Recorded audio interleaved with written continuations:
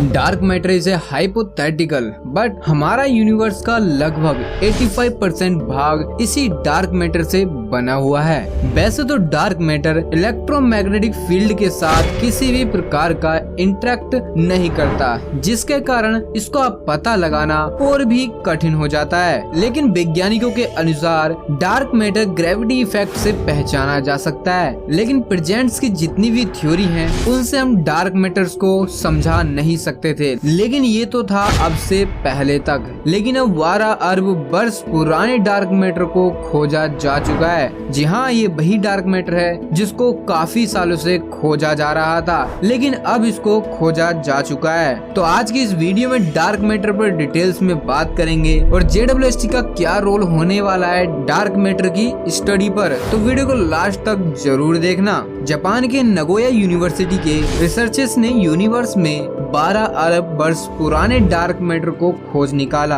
अगर ये सच है तो हमारे ब्रह्मांड को समझने के सभी तर्क वितर्क सब चेंज होने वाले हैं और हम ब्रह्मांड को अब शुरुआती से समझ पाएंगे और हमारी आकाशगंगा एक्चुअली में कैसे विकसित हो रही है। और जैसा हमें पता है, लाइट को दूर स्थित किसी ऑब्जेक्ट से पृथ्वी तक आने में एक सीमित समय लगता है। वैसे ही अगर आज कोई एस्ट्रोनॉमर किसी गैलेक्सी को देखते हैं तो वह उस गैलेक्सी की उस कंडीशन को देख रहे हैं जब उसने उस लाइट को छोड़ा था। और हम इससे ये जान सकते हैं कि वह गैलेक्सी उतनी ही पुरानी होगी जितना टाइम उस लाइट को हमारे पास तक आने में लगा। इसी प्रकार हमारे पास कोई भी यंत्र नहीं है जिससे कि हम गैलेक्सी की करंट कंडीशंस को जान पाए। उसके लिए हमें किसी न किसी प्रोब को तो उनके पास भेजना होगा, जो कि काफी पेचीदा सा लगता है। ये तो थी बात गैलेक्सी की। लेकिन जब बात आती है डार्क मैटर की, तो डार्क मैटर एक ऐसा मिस्टीरियस सब्सटेंस है जिससे मिलकर हमारा यूनिवर्स का टोटल मास लगभग 85% बना हुआ है। डार्क मैटर का लाइट से कोई भी इंटरेक्ट नहीं होता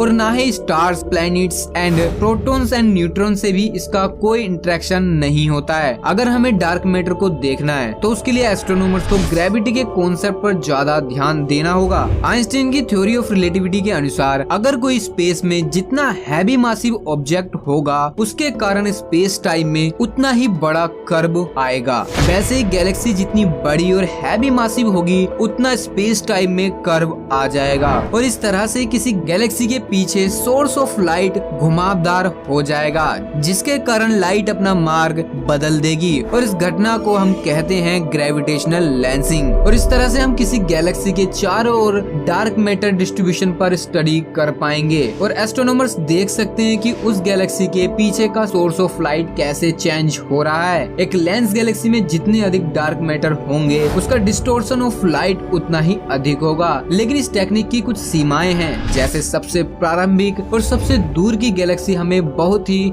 धुंधली दिखाई देती है। इसी तरह से जब एस्ट्रोनॉमर्स यूनिवर्स की गहराइयों में देखते हैं, तब लेंसिंग इफेक्ट से अधिक सूक्ष्म ऑब्जेक्ट को देखना बहुत ही कठिन हो जाता है। इस समस्या से डार्क मैटर डिस्ट्रीब्यूशन की मैपिंग को ऐसी गैलेक्सी तक सीमित कर दिया जाता है जो कि लगभग 8 से 10 बिलियन वर्ष पुरानी ही थी। इस टेक्नोलॉजी का यूज करते हुए JWST ने यूनिवर्स के सबसे दूर के तारे की एक झलक देखी, जिसको JWST से पहले हबल टेलीस्कोप द्वारा देखा गया था। जिस तरह से हम डार्क मैटर को समझने की कोशिश कर रहे हैं, उसी तरीके से हम गैलेक्सीज को भी प्रेजेंट कर सकते हैं। जैसे 12 अरब प्रकाश वर्ष दूर की गैलेक्सी को आज हम देख रहे हैं, तो अब से 12 अरब साल पहले वहाँ पर चीजें बहुत अलग थी। जिस समय गैलेक्सी का ग्रुप बनना शुरू हुआ था और इस ग्रुप को ग्रेविटेशनल लेंसिंग के द्वारा देखा जा सकता है कि डार्क मैटर से बंधी हुई 100 से 1000 गैलेक्सी शामिल हो सकती हैं। वैज्ञानिकों के अनुसार यूनिवर्स के प्रारंभिक समय में डार्क मैटर बहुत ही कम क्लैंप था, लेकिन वैज्ञानिकों ने अब 12 बिलियन ईयर्स पुराने डार्क मैटर को डिटेक्ट। अब हमारे पास और भी सटीक प्रमाण होंगे जिससे हम ये पता लगा पाएंगे कि हमारे ब्रह्मांड के पीछे की एनर्जी का राज क्या है। इसी तरह से एरेंडेल स्टार हमारी पृथ्वी से इतनी दूर है कि इसकी लाइट्स को हमारी पृथ्वी तक आने में लगभग 12.9 अरब वर्ष का समय लग गया। इसको हबल टेलीस्कोप की डीप फील्ड इमेज में ग्रेविटेशनल लेंसिंग का यूज करके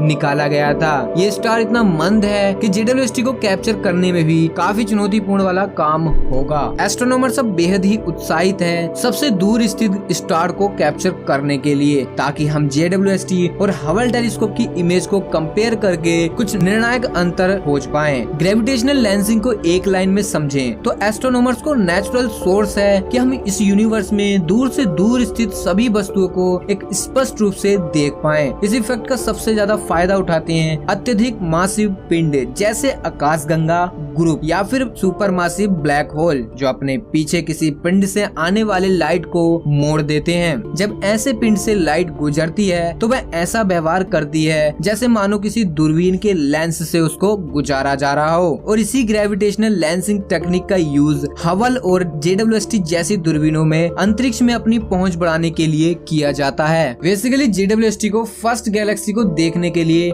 डिजाइन किया गया था, जो कि बिग बैंग के बाद अंधेरे युग के बाद सबसे पहले सैकड़ों लाखों वर्ष पहले यंग यूनिवर्स में उभरी थी। लेकिन फिर एस्ट्रोनॉमर्स ने सोचा कि उस समय बनने वाले इसी पीढ़ी के अलग अलग स्टार्स और डार्क मैटर को देखना संभव नहीं हो पाएगा, लेकिन अब ग्रेविटेशनल लेंसिंग की मदद से हम उन स्टार्स ग्रुप को भी देख पाएंगे और साथ ही डार्क मैटर को भी कंसिडर कर पाएंगे, जो कि अब तक हम सबसे पुराना 12 billion years he dark matter खोज पाए हैं। और JWST ने अगस्त की शुरुआत में ही कार्डव्हील गैलेक्सी को अधिक विस्तार से समझाया। इससे पहले भी हबल टेलीस्कोप द्वारा इस गैलेक्सी पर स्टडी की जा चुकी थी, लेकिन अब JWST के इंफ्रारेड कैम ने इस गैलेक्सी की संरचना पर अधिक विवरण दिया। इंफ्रारेड लाइट जो हमें गर्म धूल के बादलों के मध्य में प्रवेश करने की अनुमति देती है, इसलिए इंफ्रारेड का यूज JWST में किया गया है ताकि हम JWST टेलीस्कोप से स्पेस के उन क्षेत्र को देखने में सक्षम हो जिन्हें ऑप्टिकल टेलीस्कोप जैसे हबल टेलीस्कोप द्वारा स्पष्ट नहीं देखा जा सकता था। लेकिन JWST टीम के अनुसार NIR कैम और मिरी कैमरा ने